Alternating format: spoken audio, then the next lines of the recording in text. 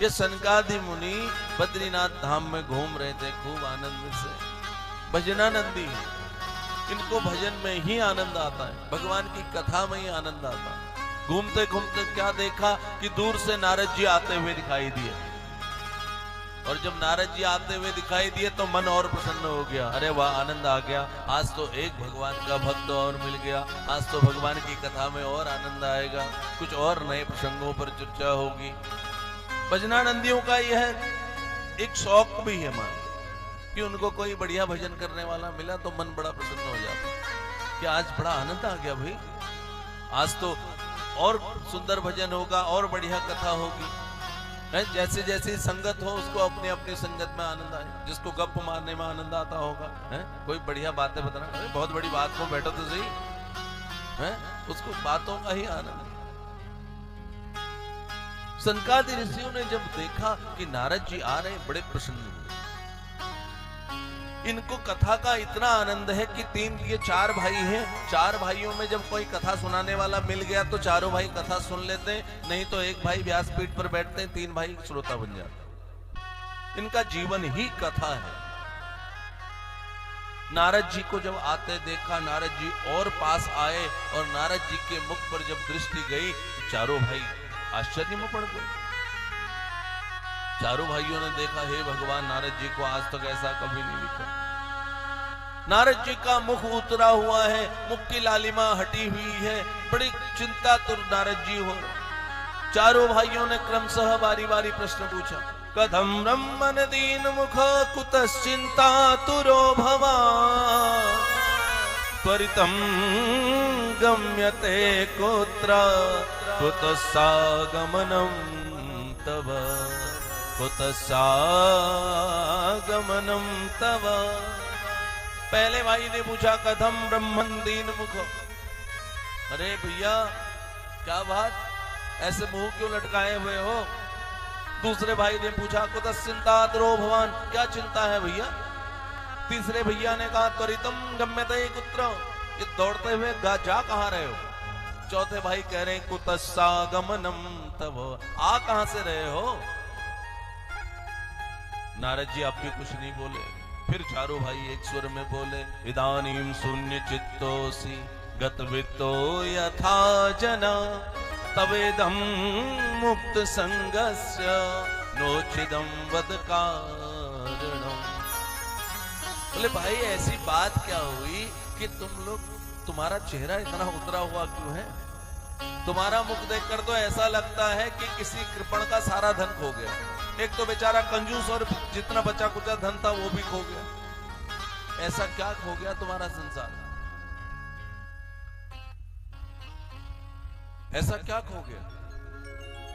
अरे संसार में जो खो जाए संत उसको अपना धन समझते हैं। तुम तो इतने वीतराग हो, अपने जीवन में आज तक अपने लिए एक झोपड़ी तक तो तुमने बनाई नहीं है?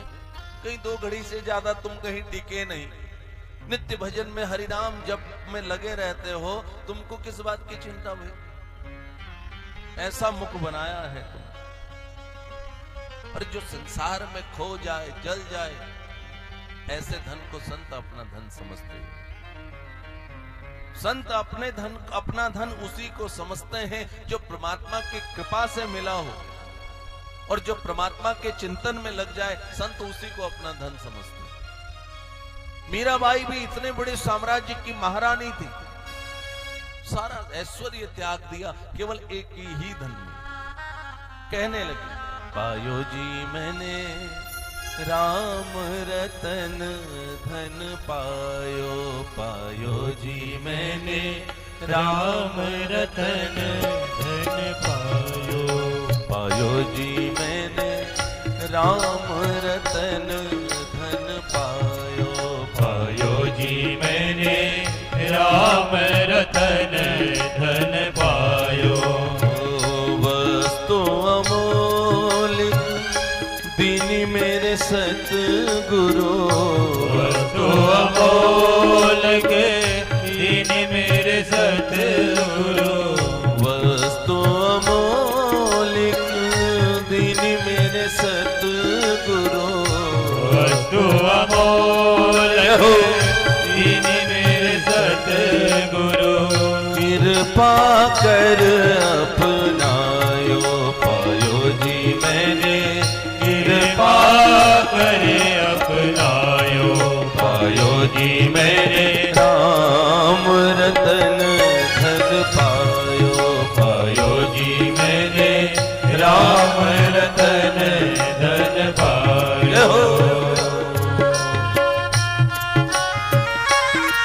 हरि बोल।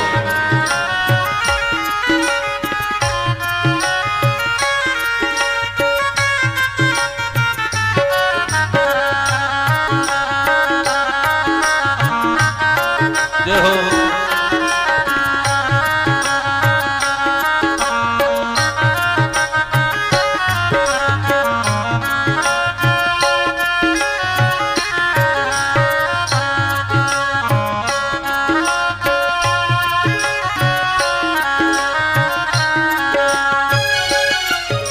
और क्या विशेषता है इस धन की?